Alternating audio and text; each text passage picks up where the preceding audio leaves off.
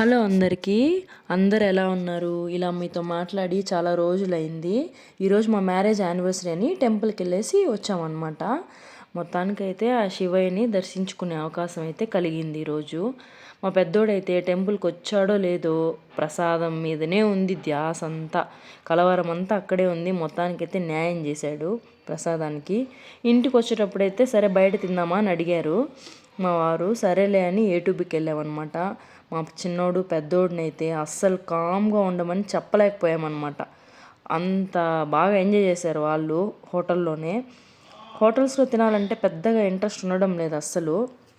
మేమైతే చాలా తక్కువ అయిపోయిందనమాట తినడం కూడా. ఇట్లా హోటల్స్లో అంతా నచ్చట్లేదు ఫస్ట్ ఆఫ్ ఆల్.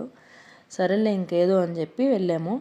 మేమైతే ఎప్పుడు హ్యాపీగా అసలు గొడవలే లేకుండా చాలా బాగుంటాము అని అంటారనుకున్నారా? అస్సలు కాదండి బాబోయ్. డైలీ ఏదో ఒక ఫైట్ రానే వస్తుంది.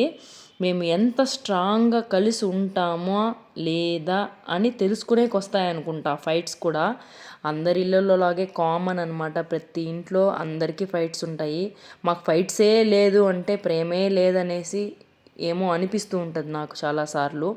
అంటే యాక్టింగ్ చేయాల్సి వస్తుందేమో. మనం మనలాగా ఉంటే హ్యాపీగా ఉంటాం. Thank you.